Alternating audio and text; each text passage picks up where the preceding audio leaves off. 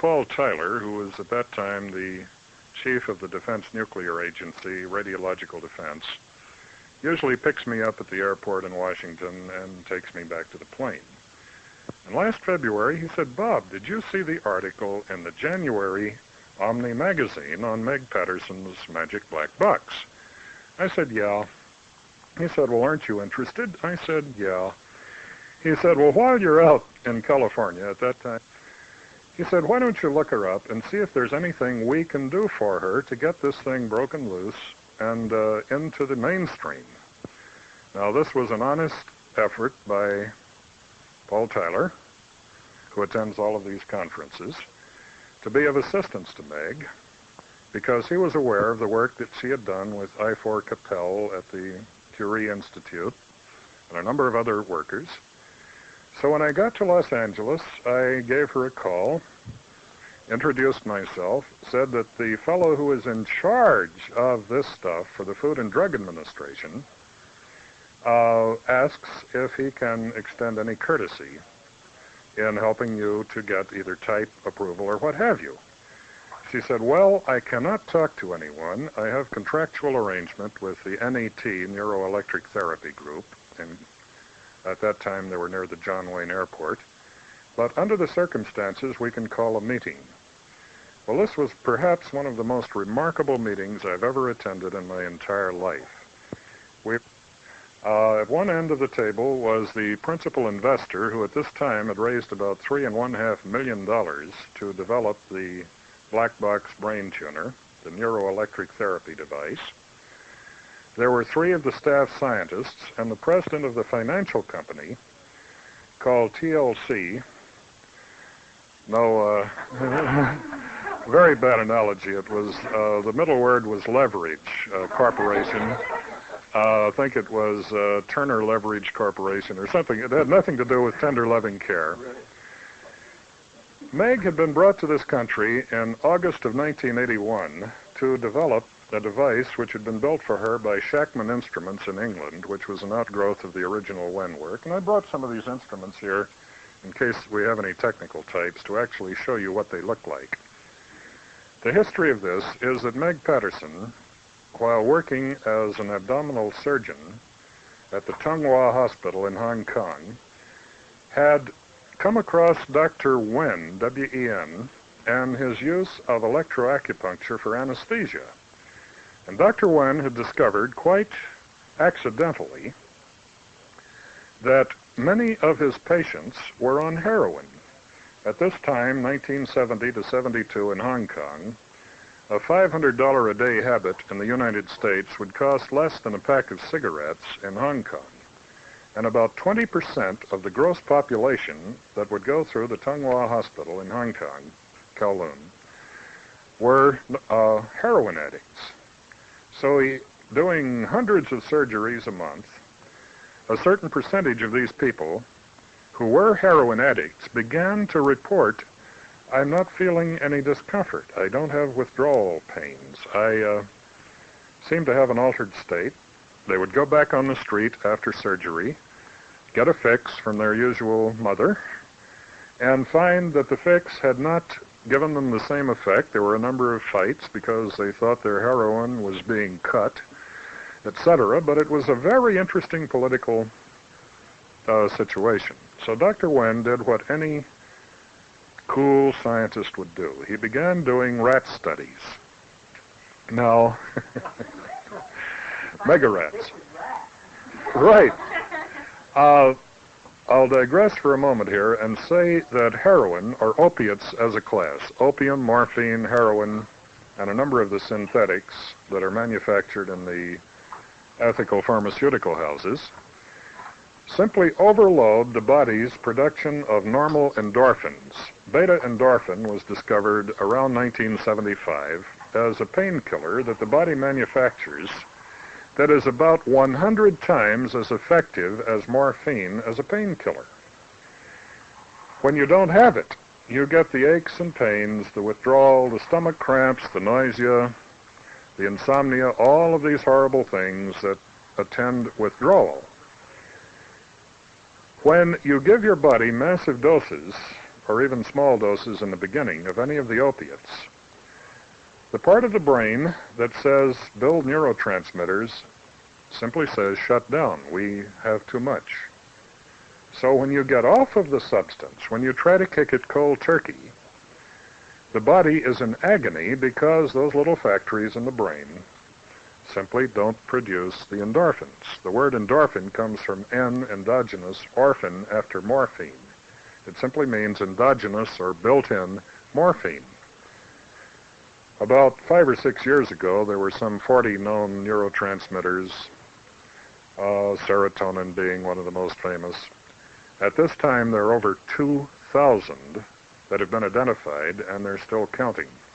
So the brain is an exceedingly complex little factory.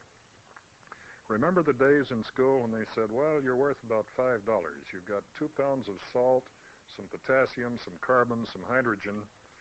Try to buy a gram of interferon for under $8,000 or $10,000. The body is far more complex than this set of chemicals that we held so dear in grade school. What Dr. Wen did was to hook the rats on heroin, have 2 groups, one control and one active.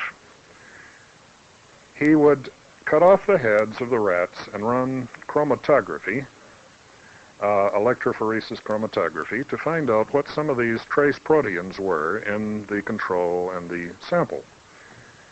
The rats who had been hooked on heroin and suddenly cut off, that were pretty miserable rats, showed that it took maybe a week to 3 weeks before the neurotransmitters would again reappear, the exact range of time that the withdrawal symptoms occupy somebody coming off of a narcotic.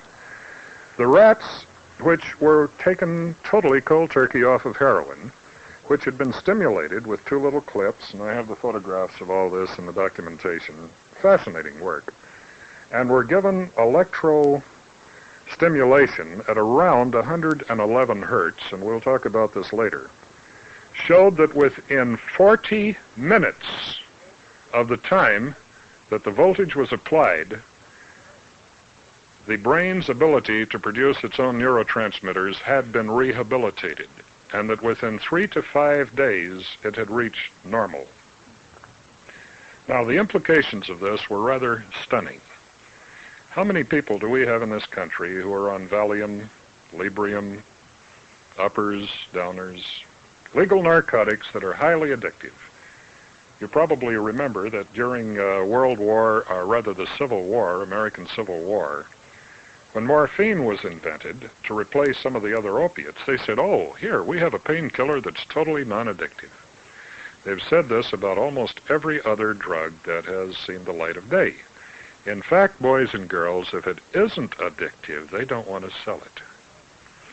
Did you realize that there's a $13.6 billion legal pharmaceutical trade in mood-altering drugs such as Valium and Librium, and that there is about a $20 billion market from the same drug manufacturers in the United States that export it to Mexico, where they do not have these tight pharmaceutical controls, prescription, which comes back onto the streets of the United States. That is close to $36 billion a year at the retail level. Now, nobody wants to interrupt this trade. Tobacco, which is 4.5 times more addictive than heroin. This study was done here at the Veterans Administration Hospital, Sepulveda, by Dr. Krover in 1974.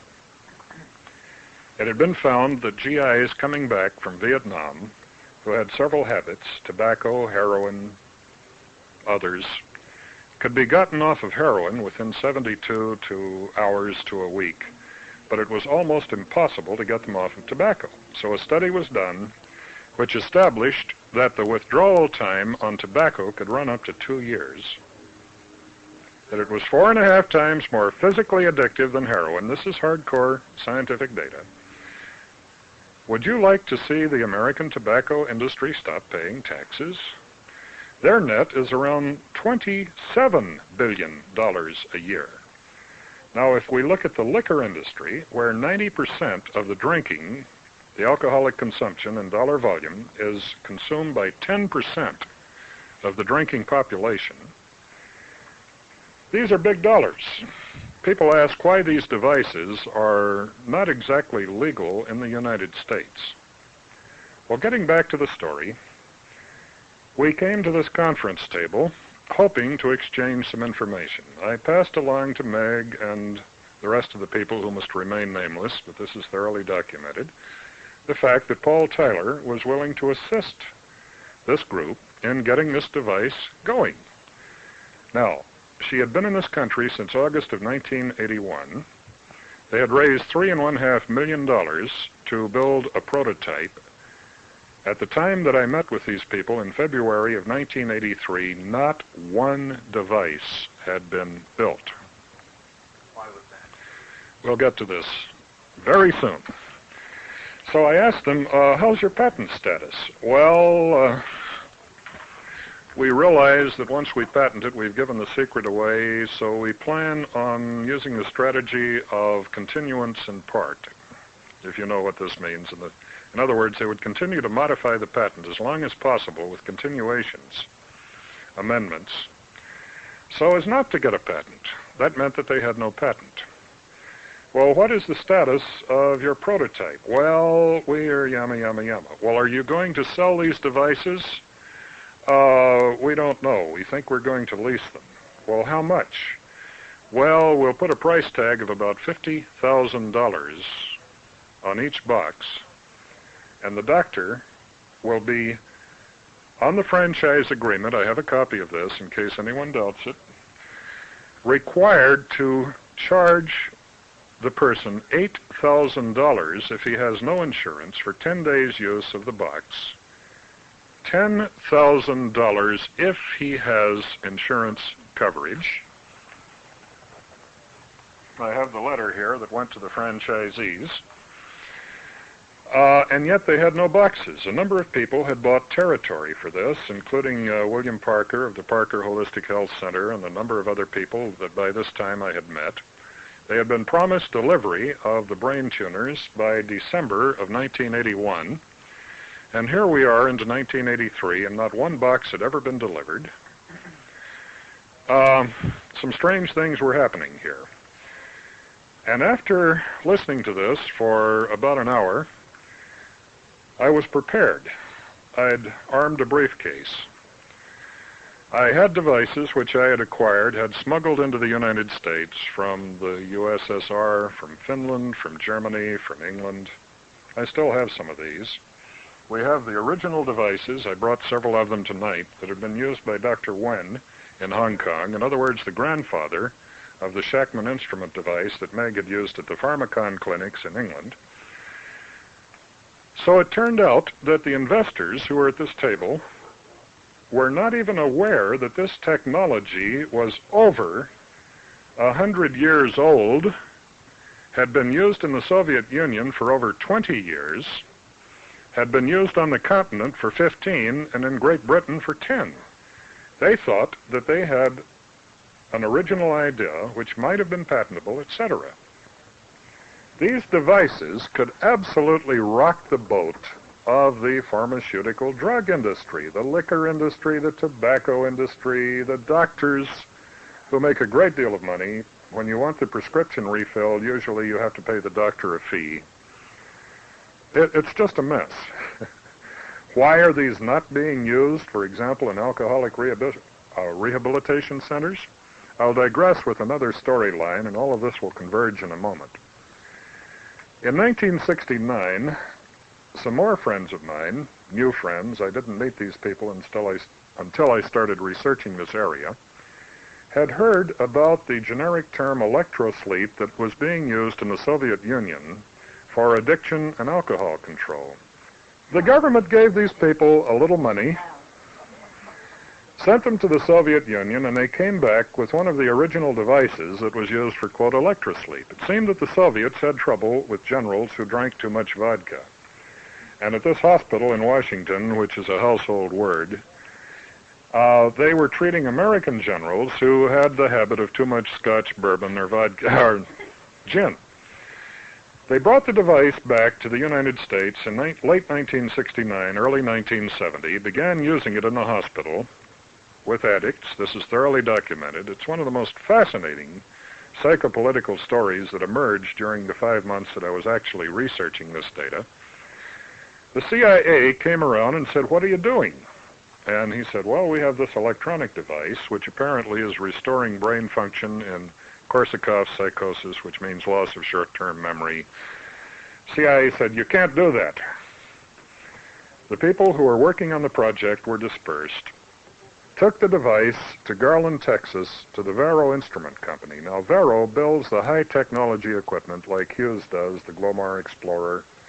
Vero builds skunkwork devices like starlight scopes, infrared viewers, high-technology microcomputers. They're one of the highest-tech government secret agency suppliers in the world. The vice president of this company split off, founded a corporation called Neurosystems Incorporated, which is in the telephone book in Garland, Texas, and brought out a beautiful little device, which until recently was the Cadillac of the entire field, about the size of a pack of cigarettes, that absolutely cured addiction. They thought, wow, we're going to have markets for this. They never got FDA approval. It's been 14 years. FDA grandfathered them under Section 510K and B of the 1976 Congressional Act. They still said, hey, if we take this around to dry farms, namely alcoholic rehabilitation centers, there should be a tremendous need for these. Now, in California alone, there are about 24, Raleigh Hills, Schick, Seidel, CompCare. It's a big industry. He knocked on doors, and there was very little acceptance. Until finally, a fellow who had worked for one of these dry farms told him the secret. He said, you know, if somebody comes in here who has good insurance, we can run up about a $9,000 bill on laboratory tests alone, pathology, kidney tests, blood tests, you name it. He has to be in here for at least a week and a half to 14 days before we break even on our television advertising budget alone.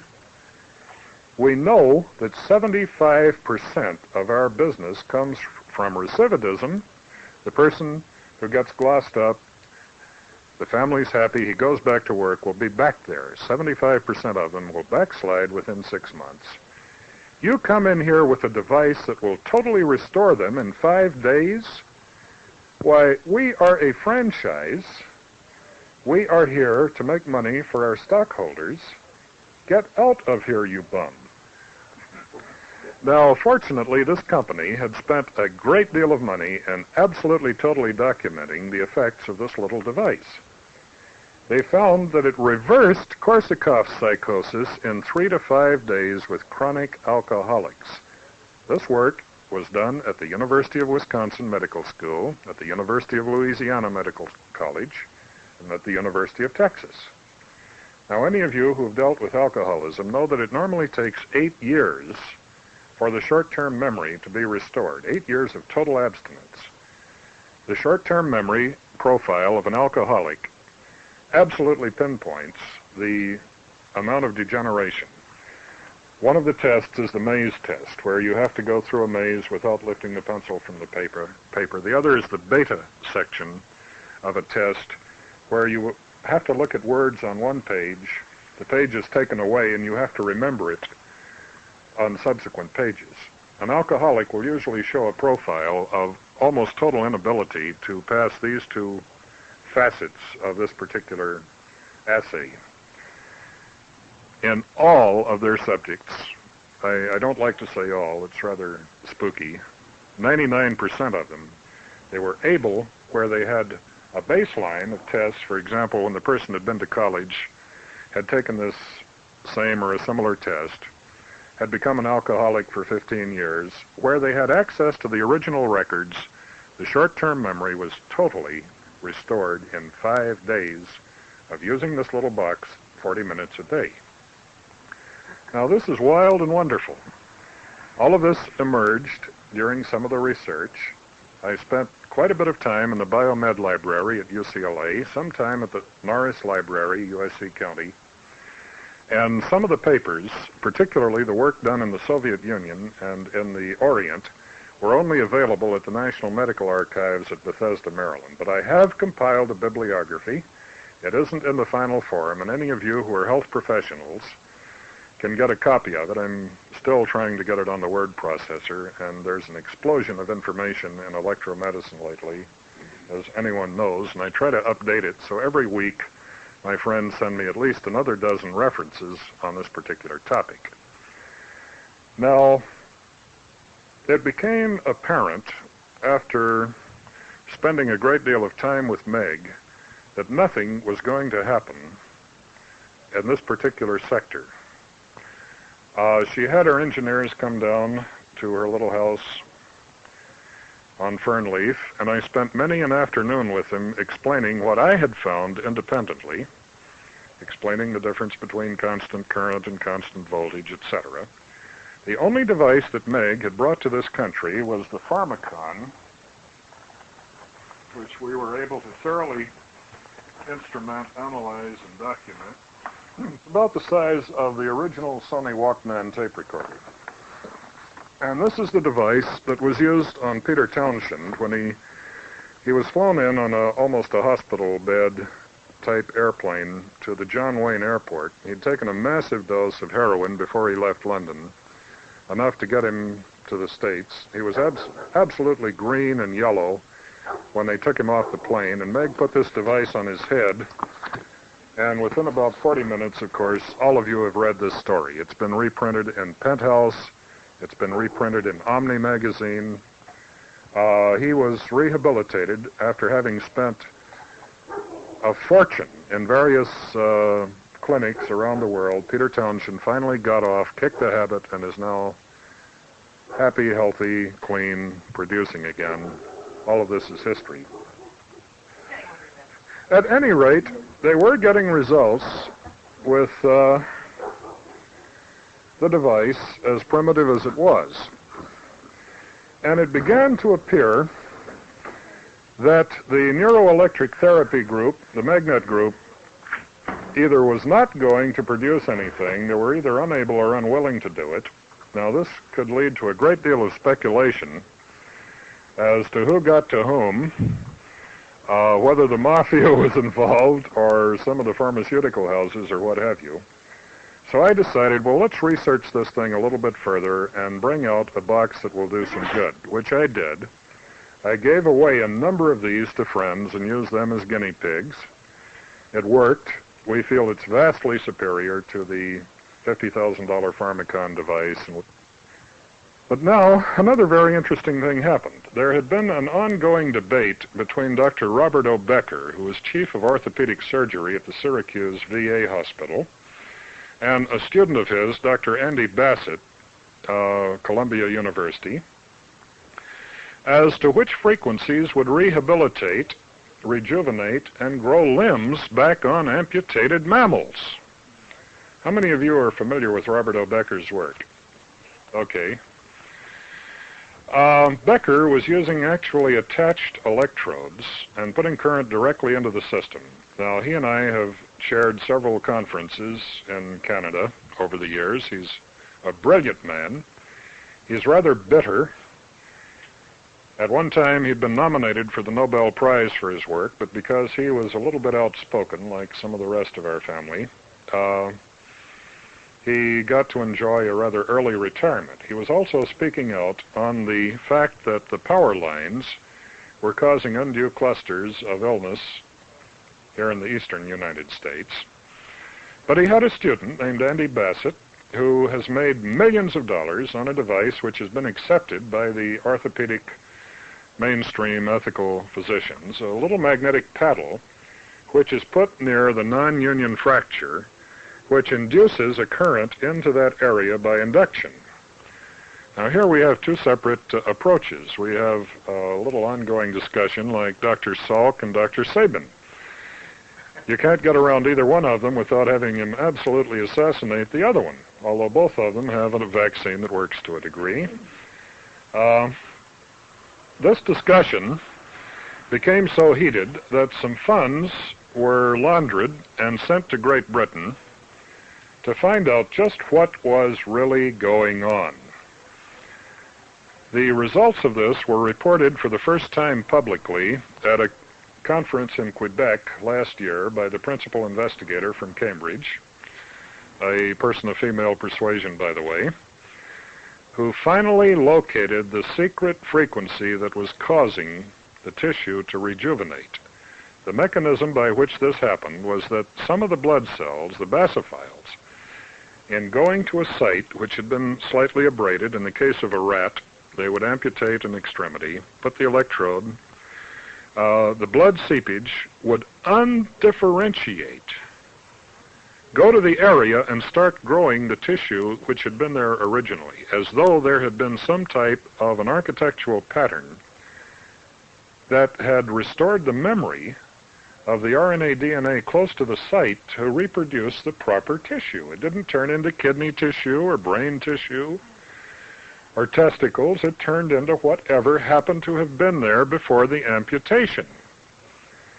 Now, did that flow down just to the joint? No, they have had absolute, they've had, in human beings, young children, they have grown fingers back. If you follow this, it's an extremely delicate subject because they're not supposed to be doing this with human subjects. But when they get off the conference, they'll talk to you about what has actually been going on with this. Now, they ran many, many, many animal studies. They held the frequency constant and varied the waveform. They held the voltage constant and varied the frequency. They held the voltage and frequency constant and varied the pulse repetition rate. One of the three magic numbers was publicly disclosed at this conference a year ago last August in Canada.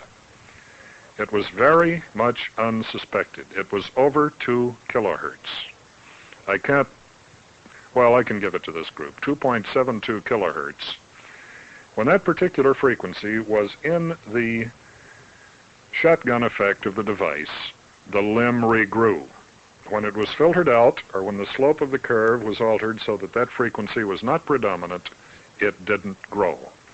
Now, there are 3 other magic numbers which cause the rejuvenation, the healing, rapid restimulation of the neurotransmitters, and these were developed on another government grant program, and I'm not at liberty to tell you what they are, but they are in the little box that we built. We did very elaborate spectrum analysis work on all of the units that we could beg, borrow, or steal. These are computer printouts, spectrum analysis sheets of over 24 brain tuners, acuscopes, acustims, biomatics, the Great Wall device from China, the Shackman instrument device, the Pharmacon unit from England. We could go down the list on and on and on and on. We found that the majority of these devices were sort of hit or miss. They didn't have the magic numbers, but they had enough fairly rough harmonics. You know, it's so ridiculous for the people selling these devices to claim certain frequency effects. How many engineers do we have here? Well, you've played around with radio. Frequency is a useful term only if you're dealing with coherent waveforms, such as a sine wave. If you have a square wave, by definition, a square wave has an infinite number of odd harmonics, right? That's what a square wave is. So that means if you put a 10 hertz square wave into somebody, you have every other odd harmonic of that from DC to light if it passes the system. Is that correct? So here are people putting out square wave boxes that they say will tune from X number of hertz to X number of hertz, and they're looking at the pulse repetition rates and confusing them with the frequencies. Now, these are things that we find absolutely abhorrent. But since all these devices were copied from Tom Wing's Myomatic of many years ago, the spin-off of the Myomatic was the Acuscope. The spin-off of the Acuscope was the Acustim. This apocrypha continues to repeat itself over and over in the trade. Well, we hope that in these years where more and more people are talking about electronic medicine, which has to be the medicine of the future, that some of these basic misconceptions will be clarified. Well, at any rate, 5 months after Paul had said, why don't you meet Meg and find out if there's anything we can do to speed this up? By the way, Meg's reason for not accepting the government's offer was that she wanted an entirely new category. And Paul had conveyed to her that if you will come in under the grandfather clause, get you approval by the FDA, which will permit human and animal experimentation. And Meg absolutely totally refused to do this. She wanted a new category for neuroelectric therapy, not realizing that this category had been preempted by CES, which is cranial electrostimulation, and a long list of other generic terms. We tried to explain to Meg that since Reagan, there are only under 300 investigators still working for the Food and Drug Administration, and this is an accurate figure. There are over 80,000 devices awaiting their investigation and approval. If you have another $5 to $6 million and 10 years to wait, even if we get you at the front of the list, it's not going to fly. But she absolutely insisted that she would not come in under the grandfather clause for a TENS unit, which incidentally is how you people are legal, and the Acuscope is legal. Although these devices do a great deal more than any TENS unit, they cannot make claims for what they actually do because this would put them in a new category. And this means human and animal tests, certification, all of this research that goes on and on and on and takes a tremendous amount of money.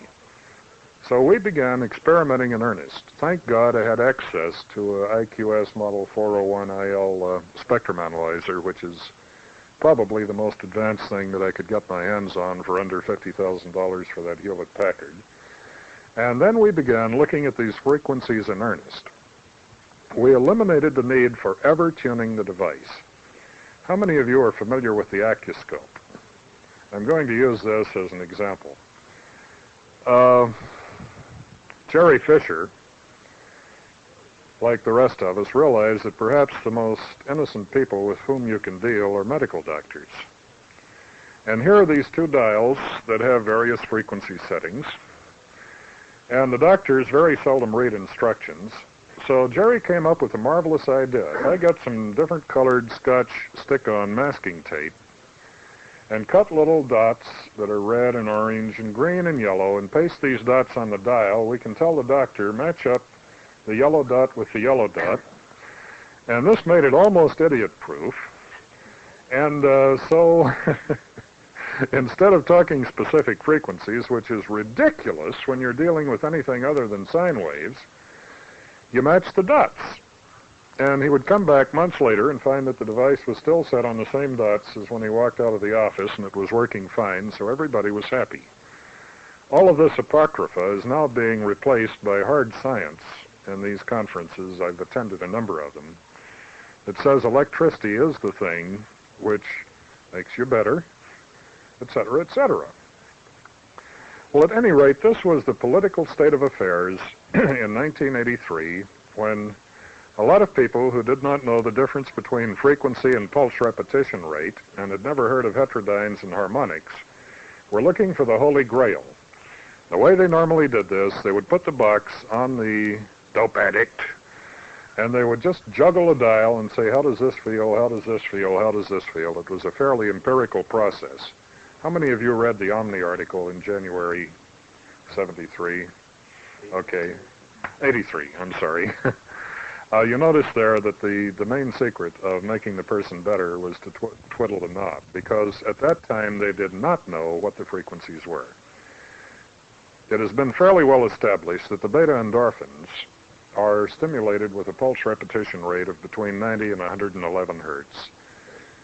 The catecholamine at around 4 hertz, the enkephalin at another number, etc., etc. This work has been very well documented and very well replicated by a number of scientific laboratories. So what we decided to do in our box was to put all of these frequencies simultaneously. Now, some people said, well, shouldn't you do one and then another and then another? And it's turned out not to be this way at all. If you have a high Q circuit, you can put white noise into it and ring the filters, right? And the brain is an exceedingly high Q circuit. It appears to have a Q in certain of the neuronal constructs of around 3,000, which is amazingly high. Pardon me? Q is again what? The figure of merit. Q means the bandpass versus the energy required. A crystal set will get all the radio stations in the area at once. A superheterodyne or TRF will get narrower and narrower bandwidth. If you have a triple or double conversion superheterodyne, you can separate two stations that are within a kilohertz of each other. The difference between those is the Q of the circuit, which is tuning to the signal. The higher the Q, the lower the bandpass, the less the interference. So we developed a system. We broke the price barrier. Most of these things sold from $5,000 up. That had everything in it that was necessary for the brain to rehabilitate its own production of neurotransmitters. In the meantime, we had found about 200 pounds of literature, at least I have that many boxes full of Xerox material, that friends had sent me, literally cardboard cartons. My filing system is abysmal. I'm very creative. I just pile it in boxes and hope I can find it later. Of the work that had been done, absolutely establishing that any stress-related syndrome, and this is why the psychologists hate this device, the stress-related symptoms that are recognized are insomnia, addiction, anxiety, and depression. That about 95% of the people who use these devices for a period of less than a month find complete reversal of these, and here the psychologists had been talking to them for years at $50 to $75 an hour. The pharmacologists had been giving them mood-elevating, depressing, and altering drugs since the good old days of Milltown and into the more elaborate pharmacology. And here was a little box that, with a 98-cent transistor radio battery, would fix maybe 50 different people before the battery ran down and you had to replace it. That's about a half a cent a person. And so naturally, there was a great deal of resistance to this type of technology.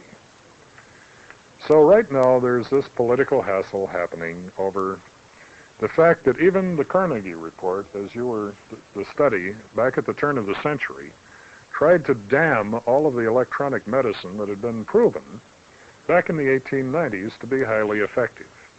And you know who funded those studies. It's very much like the American tobacco industry saying that the link between lung cancer and smoking, there isn't any. It's just... So we could go on and on about this. Basically, that's what the device is. That's how I started to do it. I hated to see people being charged $1,000 a day. And the thing just grew and grew and grew and grew and grew. I'm sure there are a lot of specific questions here, and maybe a lot of other topics that we can discuss tonight. So what? Sure.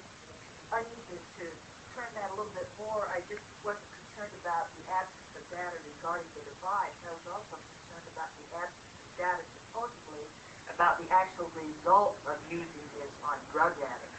Okay, the results of this in drug addicts were generated in the United States several years before Meg learned about the device in Hong Kong. And the vast literature on this was funded by the Neurosystems Incorporated group in Garland, Texas. The studies were done with, how many of you have heard of the executive monkey study? Okay. This work was funded by the people who had brought this box out originally in 1970. This is before Dr. Wen had had his serendipity, his accidental discovery with the heroin addicts in Hong Kong. I didn't realize that you could give monkeys ulcers. But what they had done is to aggravate them enough to where they had ulcers, put the device on their acupuncture points. They found that within about 3 days they had reversed the pH of the acidity, and the monkeys got better, the control group.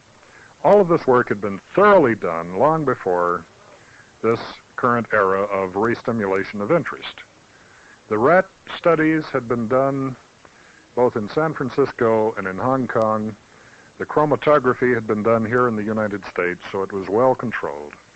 There is a wealth of information on this, and I'd be delighted to share the bibliography with you. Like electronic medicine, when we were looking at patents, we found a patent in 1893 showing a fellow with electrodes behind his ears. Did I show you that, Paul? Okay. 1893, before the Harrison Act, some 20-some years before the Harrison Act, you could go into any drugstore and buy morphine sulfate. Mothers whose babies cried could buy simple soothing syrup, which was sugar and morphine. She'd give a teaspoon to the baby, and the baby wouldn't cry anymore. There were quite a few addicts. The stuff was legal. There was no control. I mean, marijuana was legal. All the good stuff was legal. And after the act, a number of people who were trying to get off this had forgotten that around 1890 we had a hell of a lot more addicts in this country. The women who were religious were sipping tonic, which was about 200 proof alcohol for their health, taking bitters and what have you. In other words, we had about the same addiction level, and this work had been explored about 84, 85 years ago, and then again suppressed by what we feel is the ruling class of the doctors, the pharmacies, and the people who want to take your money for making you better. So if you're interested, we have this vast literature. We have a bibliography. We have a patent list. Fisher, no relation to Jerry, had done this work in 1932 and 35 and had a number of patents. Remember the Fisher Instrument Company that was making electrical stimulating devices back there 40 years ago or so? Okay, this has been in the literature. They had explored in great depth the waveforms, the frequencies, the application modes, and what have you. At this point, you may want to fast forward your tape to the end and get ready for part 2 of Dr. Robert C. Beck on the Brain Tuner.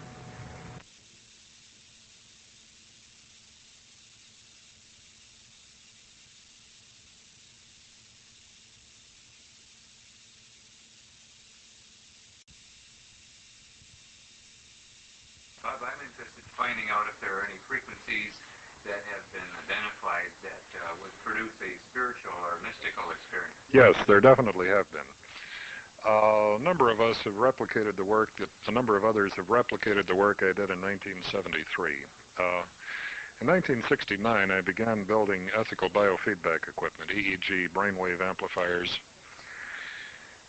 And I had one foot on each banana peel. I had been a scientist. I'm now a kook.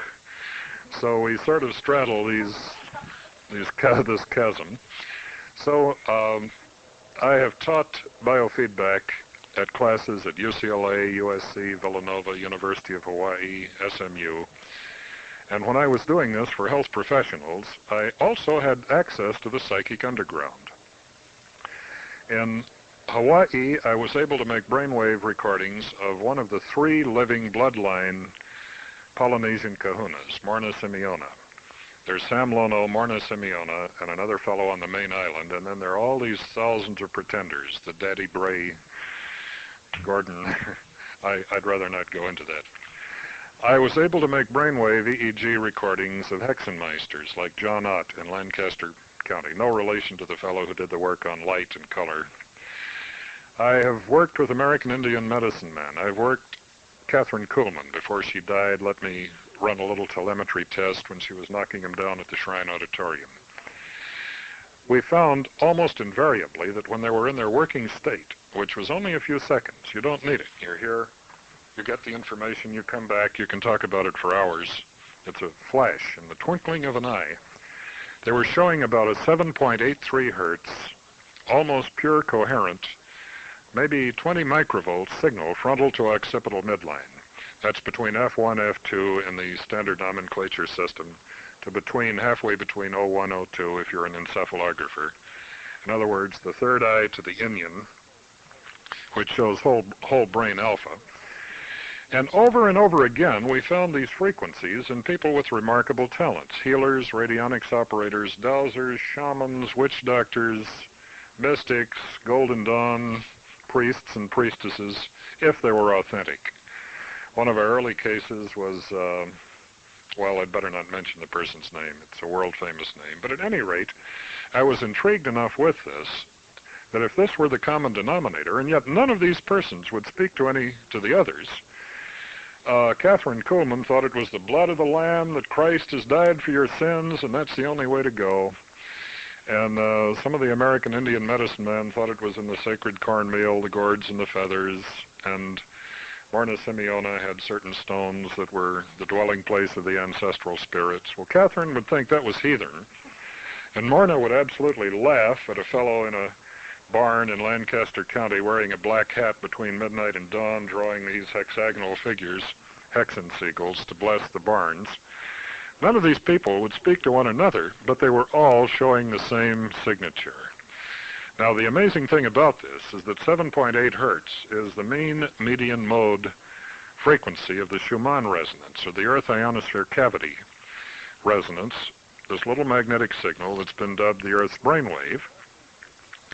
So after we'd seen it enough times, I developed very sensitive magnetometers, which I sell to the government for anti-submarine warfare, that would detect this Earth ionosphere cavity resonance, and in a few cases, not enough to make a solid scientific case, but enough to be extremely interesting anecdotally, we found that there was phase lock, both frequency, amplitude, etc., between that person's EEG signature and the Earth's brainwave itself.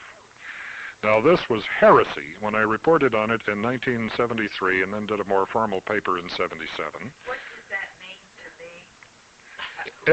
me? It means that some people with remarkable talents, maybe 1 in 1,000, are sensitive enough to tune to this cosmic clock. When they synchronize their brainwave with this signal, they can access information in the hologram, which is normally not accessible except in an altered state of consciousness. If we take a hologram with helium-neon laser light, which happens to be 632.8 nanometers, and try to play that hologram back with a carbon dioxide laser or anything else, we get garbage. That hologram, at least in the old-fashioned system, not the dichromates, must be played back at that specific wavelength of light. If it doesn't, you garble the image. The analogy here would be that if the holographic mind, which was very hot several years ago as a topic of conversation, is true, David Bohm, of course, this is his theory, and Carl Pribram thought it was a good idea and got on board. It is now fairly certain that the mind is a hologram. It acts holographically. If you cut a picture in half and throw half of it away, you've lost half the data. But if you cut half of your brain out, like we had a number of hydrocephalies that had a brain about the size of a grape, and we had veterans coming back from Korea, Vietnam, etc., World War I and II, that had 90% of their brain missing, they hadn't forgotten 90% of their family. They had remembered every single person. It wasn't as though you had thrown half of the information away. So that suggested that the brain was processing information like a hologram. If you break that hologram into smaller and smaller pieces, you still have the whole picture, but in less detail. But you can't see that picture unless you have that specific excitation frequency of, in the case of helium-neon, which is the most common, replays that information. So as a metaphor only, if the person has, by dint of meditation, religious practice, taking sacred mushrooms, or whatever the person does, managed to hit that particular frequency in his brainwave pattern, it seems to make him more amenable to all of this information. Now, this is interesting because if our brain, our mind, is a hologram, and if you and you and you are existing right here, right now, you're part of it. Which means that if you can access what's in your mind, quantum physics says there's no reason why you can't access the whole thing. Thou art that. You are in the universe is in you, you are God. Whatever information is out there, you have just a little bitty slice of it, It isn't as short, it isn't as high a resolution as if you were everybody all at the same time, but you can do it, as any shaman or person who's undergone any kind of mystical discipline, or the Monroe Institute, can demonstrate. In spite of all of the John Wheelers and Randy the Magician types to the contrary. So what that means to us is that maybe that magic number, 7.83 hertz, is the place on the alpha-theta border. Alpha is from 8 to about, they used to say 14. We now say 12.5 because there's a kappa in the gap. Theta is usually considered to be 4 to 7. So 8, or 7.83, is right there on that biphasic border between the alpha-theta. We've known for years that theta might be the area where we access creativity. You recall that Thomas Edison, Bernard Baruch, many people would take a little cat nap when they were dealing with a particularly knotty problem. They would say, I will have the answer when I wake up, and usually they would. Well, the reason for that didn't emerge till many, many years after the death of these people who had been using this technique. A number of us use it today. When it was demonstrated that when you go to sleep, the hypnagogic state going from waking to sleeping, the hypnopompic coming up from sleep to normal consciousness, you pass through that alpha-theta border. And that might be the place where you access the information external to your own nervous system. Now, you can get an argument on this, but great ideas down through history, from the invention of the calculus to inventions of many other things, have appeared simultaneously at places all over the planet.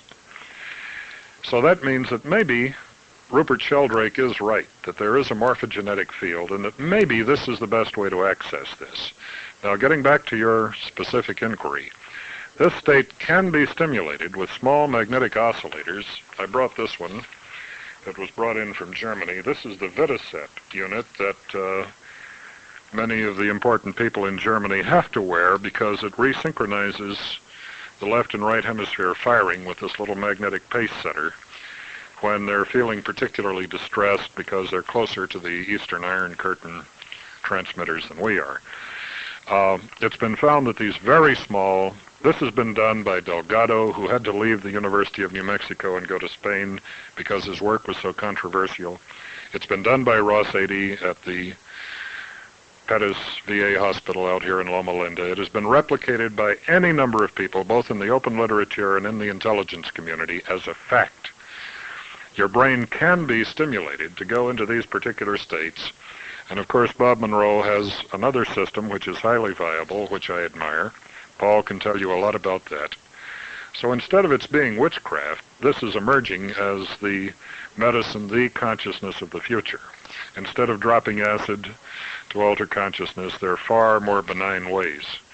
You had a question, buddy? What are its larger implications now? Are there any...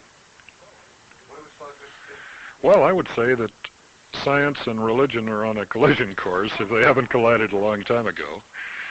I would say that we now have scientific proof that man, as a biocosmic resonator, is tremendously sensitive to these very small stimuli. 3,500 papers on this topic in the hardcore scientific literature. Now, if you choose to challenge me on that figure, I will take you 10 to 1 in a bet. Now this, it's an absolute explosion. Right, it's an explosion of information. Years ago, we were a piece of meat. Today, we're a finely tuned instrument that can access information exterior to ourselves and do something with it, bring it back. I'm told about a time when Bob Monroe gave a demonstration for the CIA. And he was challenged to leave his body. This happened in Maryland, if I got the story straight, from the Naval Office of Surface Weaponry that sponsored it. That's the Skunk Works back there, White Oaks, Maryland. Bob actually went to the distant site, got into the safe, read the data, and came back. It was later verified on a double-blind test. half the people in that room got up and said, gee, that's interesting. I wonder how he did it. It has to be some kind of a trick, and then went unconscious about it later. They could not, their reality structure could not admit that, damn it, the Soviets have been doing this for a long time, and there's some people over here that are on top of it. It's the challenge to your belief structure that stumps, well, we could go on that forever. What are the implications of this? That we have new technology for enhancing consciousness rapidly, safely, right now, with no side effects, that works for at least 30% of the population. The brain tuners work for about 95%, the magnetic stimulation for only about a third. So that is by no means perfected. So you have two devices essentially that you've been talking about. That one is I have maybe 100 that I've been talking about. Well, you have something in your pocket. There are two different approaches to healing. Robert O. Becker puts electrodes on the limb. Dr. Andy Bassett puts a little magnetic paddle. Both of these things work. What is that device? Well, here's what they look like.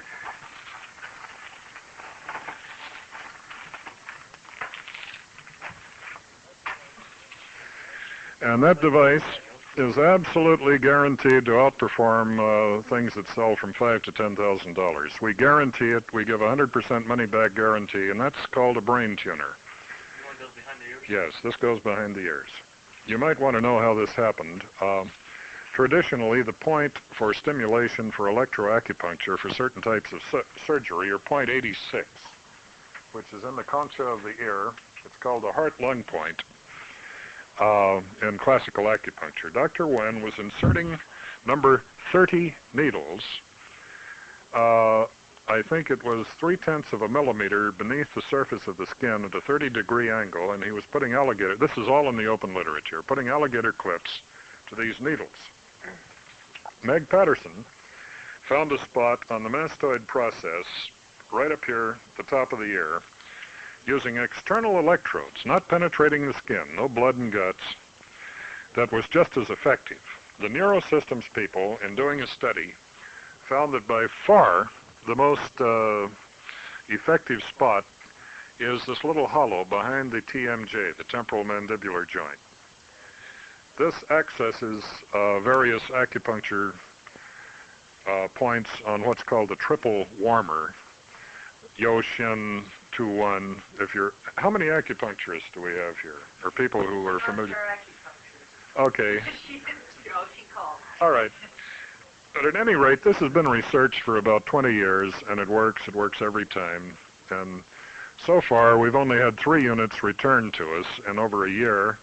And these were by people who tried to take them apart to build their own, and they tried to dig into the stuff and sent them back because they couldn't do it. The people who used them, yeah? May I say something about Sure. that? I have a friend who's part of my group, and he works in the movie industry. And he has a friend who's been on cocaine for 11 years. And so I said, I have a device that he may want to try if he's truly interested in getting off of it. And he said, well, all right. He said, I'll try it. So he took it down to the movie lot. The guy's been trying it now for, this is his 6th day. He's off of cocaine, and he's thoroughly delighted. So now everybody else on the movie set, of which a number of people you can imagine use drugs, are extremely interested in it. And so that's been my experience with it so far. This and yours, did you have specific frequencies here in that as general? We have all of them simultaneously. This generates a sine wave at 10 hertz at millivolts, and it requires about 25 volts minimum threshold to stimulate the endorphins. Well, when you say you have all of them, roughly how many do you have? 200. Would you like to see the spectrum analysis of this? I wouldn't understand it if I Okay. We put them in bundles. We think that some physiology, for example, an old person and a young person might have slightly different frequencies. So when we're hitting the beta endorphin, we center it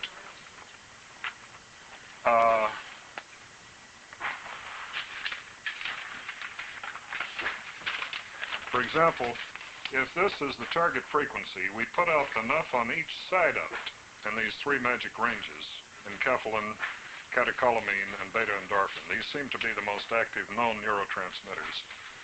so that we have bracketed this. We've used a bit of a shotgun instead of a rifle. When we work the lower frequencies for the catecholamine, each one of these clusters shows the simultaneous frequency spectrum by fast Fourier transform each millisecond, each 1,000th of a second. This bundle of energy is supplied to the points. Now, it was rather difficult to do that because we had to, by reverse Fourier transform, find out what fundamentals would recombine and heterodyne to give us exactly the spectrum that we want. If you hold a prism to the light and you have white light, you can separate that into red, orange, yellow, green, blue, indigo, violet.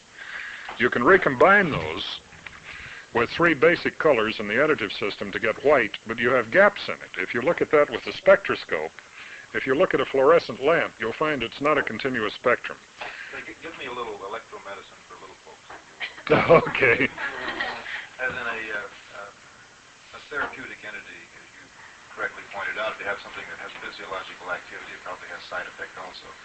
Then, for something like this, what is the effect that it has on the human instrument, and what, if any, are the potential dangers?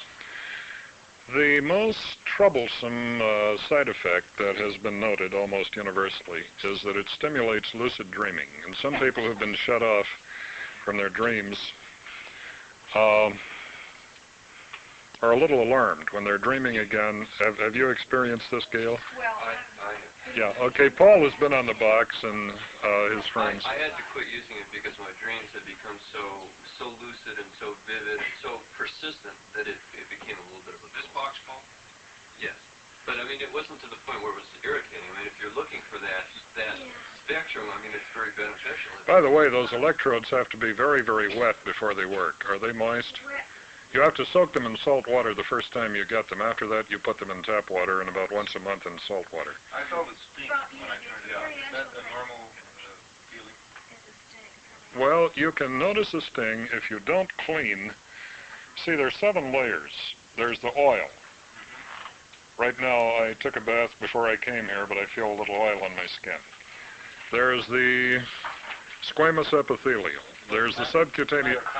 It's a matter of contact. And if you clean that area with a little swab with alcohol and get good contact, there is no sting. It's a very pleasant sort of buzzing stimulation. How precise is the area that you have to have contact with? In classical acupuncture, the needle has to go in within 1/10 of a millimeter of the desired site. With electroacupuncture, anywhere between 1/2 and 3/4 of an inch will still hit it because the current is diffuse. The electrons, being of like charge, will disperse through the body. So anywhere near that is effective. I, to my knowledge, don't have any major addictions. As a relatively normal animal, what would I expect to gain from this? You'll notice this is another one of the startling side effects. My own lady had had a spinal block when her daughter, who's 25 years old, was born. Since that time, she could not remember telephone numbers, addresses very well. She found after she'd been on it for 1 day that she was recalling telephone numbers, did not need the telephone book, and numbers that she had known 20 years earlier when she'd worked in aerospace were coming back. You'll find that you can recall faces and places that you thought you had lost. They're just there. It does amazing things to the memory. It is a specific for stress reduction. If you have any type of anxiety, depression, it is a specific for stress reduction. If you have any type of anxiety, depression, insomnia, if it's chronic, it takes about 3 weeks. This is a universal constant that has been replicated in any number of studies. If it's acute, it takes about a week. Chronic is something that's been bugging you since you were 5 years old. Acute is your dog got run over, your wife left you, and you lost your job all in the same day. That takes about a week. Are you planning any further FDA contact instead of clinical trials? I have been offered. They all want to go in business with me, so they say they can give me clearance if I want it, but I don't want to go in business with them. They mean Paul Tyler, Floyd Weston, yeah. Very highly placed. Senator Burt By. why wouldn't you want to go into business with them? If this device is approved by the Food and Drug Administration, it will have to have a little label on it that says it is illegal to use, transport, sell, etc. this device without a medical prescription.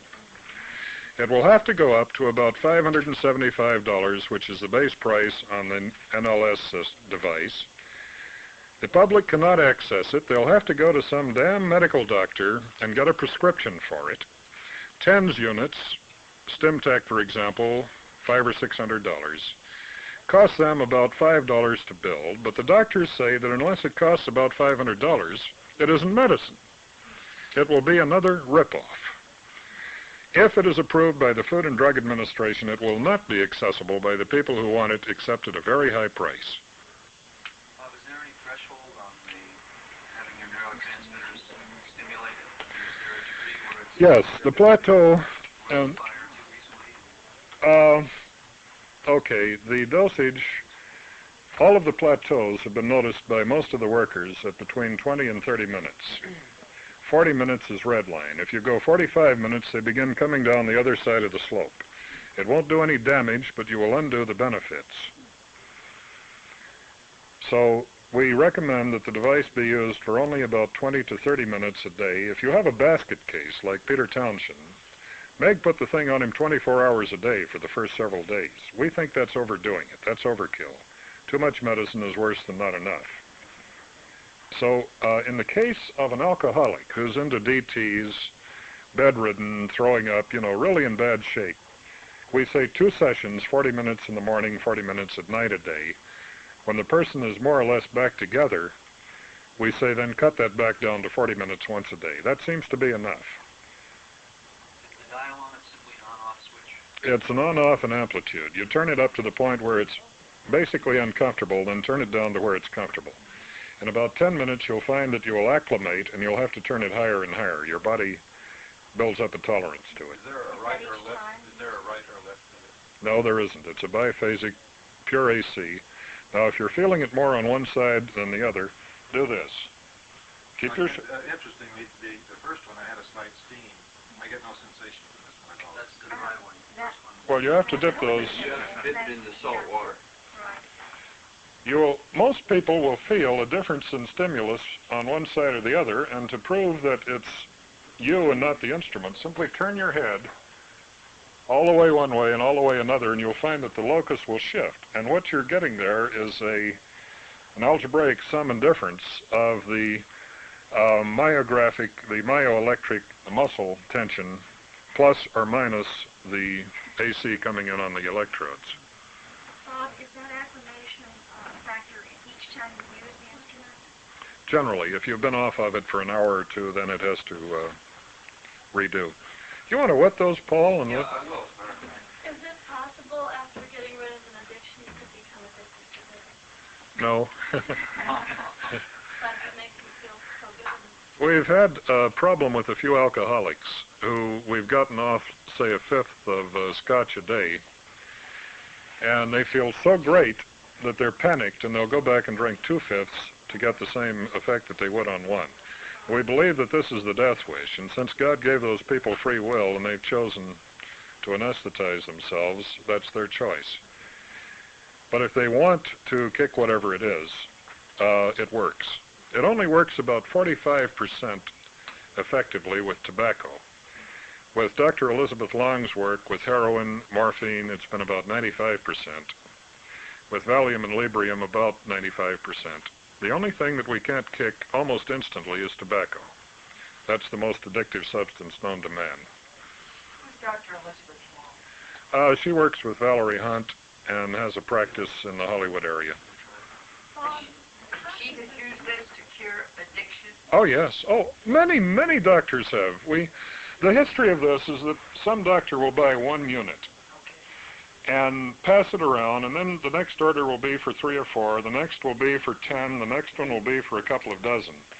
So it's a thoroughly tested, viable approach. There's no placebo, witchcraft, maybe in it. The animal studies have proven that. It works. How does this differ from using acupuncture to cure addiction? Oh, God. I wish we had an acupuncturist here. It's rapid and it works very effectively, and it doesn't require a doctor with a license to penetrate your skin. Dr. Hunt has been working with people with dyslexia, and she finds that she can resynchronize their left and right hemisphere to the point that for a short while after exposure on some of these devices, the delay lines, if you flash a strobe light at the closed eyes of a child with dyslexia and measure the evoked potential, the photic stimulus that is taken off of the occipital, you'll find that the signal will arrive from this eye at a different time than it will from this. You can see this on an oscilloscope, which means that the optic nerve is not processing that data coherently. But if you put something there that will reset the firing of those neurons so that they're all marching to the sound of the same drummer, the person can read for a while after that exposure without palming, without going through the usual strategies of a person who is unsynchronized. So you can call it a brainwave synchronizer, you can call it a gobbledygook. If it's working, don't fix it. Well, have you used this on the other end of human performance, athletes, and improving athletic performance? Talk to him about this. I think they've got a vast amount of experience. What they did find in the student study at the University of Louisiana, again, this is accessible in the literature, is that they were working on students who had anxiety about final exams. I know, I've been there. Years ago, fortunately. And after they had removed the anxiety, or the freezing, their IQs went up. So the story was spread around for a while that these things improved intelligence. But it turned out that that isn't what was happening. What had happened is that they had restored these persons' memory. Apparently, they were then able to access the information in a shorter period of time, and since IQ tests are graded against a clock, they were getting higher scores. So it wasn't intelligence, it was simply memory that had been rehabilitated. And this was controversial from about 72 to 74.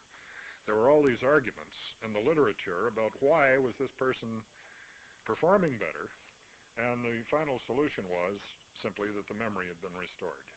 In other words, apparently when the brain is tuned, the neurotransmitters are in balance. If you've ever tried to get any continuity with a heroin user, their attention span is less than that of a hamster in heat. Maybe because the... Okay, what's... I have a question for you. Maybe it's the devices that I've been exposed to, but it seems that no matter what frequency we've observed, there's a wide variety of reactions.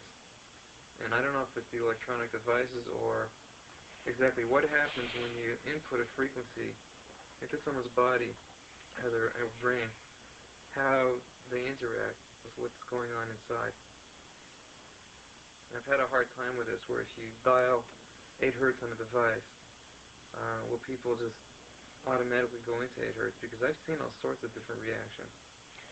Well, that's a very complex question. In the first place, you cannot run an EEG trace at the same time that you're putting stimulus in, Yeah, I know. because the EEG is only about 10 microvolts, and the stimulus is orders of magnitude stronger, and what you're reading is the device, not the brainwave. In the second place, the devices with which you're familiar don't put out 8 hertz. They put out an 8 hertz pulse repetition rate, which contains an infinite number of odd harmonics because it's not a sine wave, it's a square wave.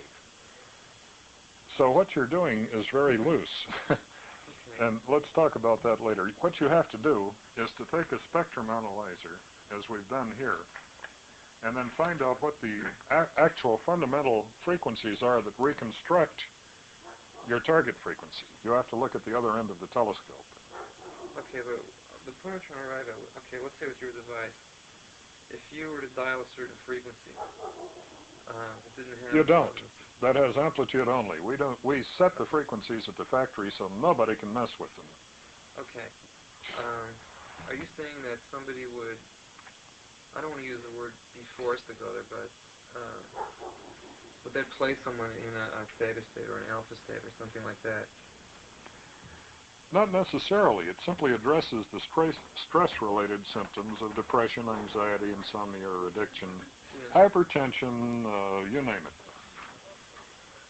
You see, 80% of the hospital beds in this country, maybe 100, are occupied with people who have psychosomatic ailments, and most of these are now traceable to stress, period.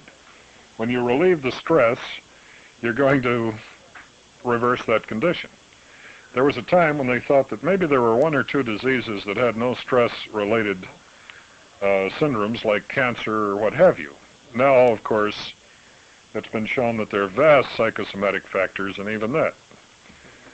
So the point is, you can hardly name any existing condition that is not stress-related. The body itself has a marvelous ability to heal itself if it has the proper things to work with. And if you relink that body with some of its normalized neurotransmitters, they apparently work faster than anything else to normalize the body. Bob, I have a question. Yeah. If I were to buy one of these, would I have to worry about going through airports as far as the X-ray units they use? No. Just tell them that it's an alignment device for your tape recorder head. Tell them anything. Well, I mean, if it were going for one of those scanners, would that radiation damage the unit? Oh, no, absolutely not. Or white sound. Yeah. You can have it hand inspected anyway. You can Sure. hand it over to There's so many Walkmans and portable radios and what have you, and they can X-ray that and see that there isn't a gun or a bomb inside, and you're okay. So there's nothing X-ray sensitive inside? Oh, absolutely not. Bob, do you use either of these devices on a regular basis? Oh, absolutely. Which one do you use? I use this maybe once a week. I have to work some days 14, 18 hours, and I'm not as young as I used to be. And What this, is your purpose to use it? well, I can do about twice as much in half the time. My memory is better than it was 20 years ago. I sleep better. I have a lot of energy. Use it like what, maybe a half hour or an hour once a week? 20 minutes or so. So about 20 minutes a week does it for you? Yeah. Normally, you would not use this after, say, a month. Again, if anyone is interested here, there is just such a vast literature on it that it's an insult to your intelligence to just give you an overview without actually documenting it. But if you are interested, I can give you any number of references that address that specifically. Dr. Ray Smith, who's the Chief of Research and Development for Neurosystems, carries a unit. I saw him just last week. We spent 5 or 6 hours together. He uses his about once or twice a month. Whenever he feels particularly hassled or tax time or whatever, this lets him get the job done. And normally people build up so much resistance to a job or what have you that they cripple themselves. Bob, do you think this has application for anxiety, depression, that sort of thing? Well, that's what I've been talking about all night. Well, Yeah, we're specifically. more specific. Right. Lithium carbonate requires blood assays. The dosage is fairly critical. In most of the studies, again, double-blind, a most amazing thing happened in some of these studies. The doctors who had done them, and 1 or 2 of these that I have from the University of Wisconsin, said that we hope our colleagues check our results. We can't imagine anything being this effective, and yet we've gone over our studies repeatedly. And to have a responsible scientist put that in his report as sort of a disclaimer, I found rather titillating. And yes, it does specifically address stress-related symptoms, and at the top of that list are anxiety and depression. And we don't know of anyone who doesn't have a taste of these, no matter how well balanced, how well adjusted, how high on pot or low on Valium, Librium, or what have you that they get to be. Well, I guess that's it, or let's talk about something else. I asked a question a while back about to enhance physical or athletic prowess. I passed that on. You passed that on. Apparently a number of these devices like the Acustem and Acuscope are being used in sports medicine, but they're basically being used to relieve pain. TENS units have been around for about 100 years. When Norm Shealy saw the little device from the barber shop that had an induction coil and a flashlight battery in the handle that you rolled up and down your back, he thought this was a good idea and brought out one of the first transistorized TENS units. By the way, there's an interesting story. The StemTech company was purchased by Johnson & Johnson. I'm sure you're aware of the litigation that came down. And a few years ago, the president of StemTech took Johnson & Johnson, which is one of the largest pill manufacturers in the United States. They make Tylenol, Super Tylenol, and what have you, and hundreds of other products. They took him to court saying that you have suppressed this technology. They won. The judge said, in 30 years on the bench, I have never seen a more flagrant violation of trust. This is in the, this was reported in a number of magazine articles. Johnson & Johnson appealed the $130 million judgment against Johnson & Johnson, lost the appeal. The inventors of the StemTech, which is only one of maybe 20 or 30 TENS units, then got back in motion. The judge pointed out that it wasn't to the advantage of Johnson & Johnson to have anything that relieved pain if they were in the business of selling Tylenol. So that's a matter of public record that the drug companies try to suppress this type of technology. That was a pretty big lawsuit. Made a lot of headlines.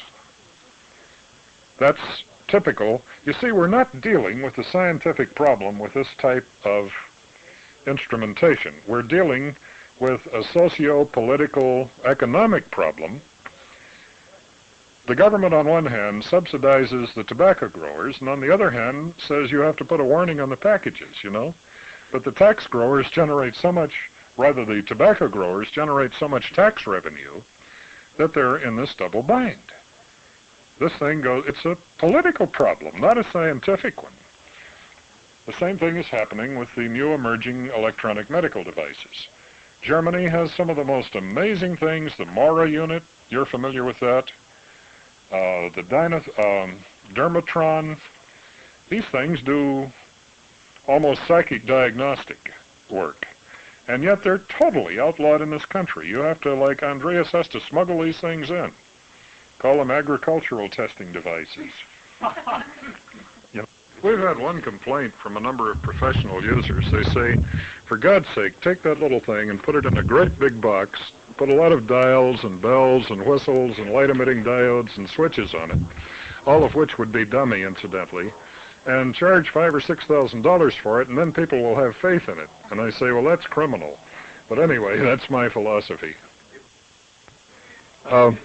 Yeah, go. You just touched on using it for pain relief before. Could you say something more about that? Yeah, it's a superb TENS unit. I was going to lunch with Paul at the Ambassador a couple of weeks ago, and I tripped over one of these, very embarrassing, one of these tire puncturing things, and having had about 10 years of judo, I slapped as I was going on the cement, and I broke, I don't know whether I broke the bone, but this was extremely painful. I couldn't even move it.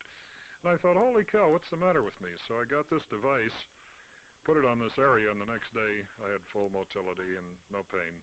That was what device? This one right here, the brain tuner. You put it on your hand? Yeah, I took the electrodes, wet them, and just held them here for about 10 minutes. So it's a superb TENS unit, transcutaneous electric nerve stimulator, but we don't sell it for that purpose.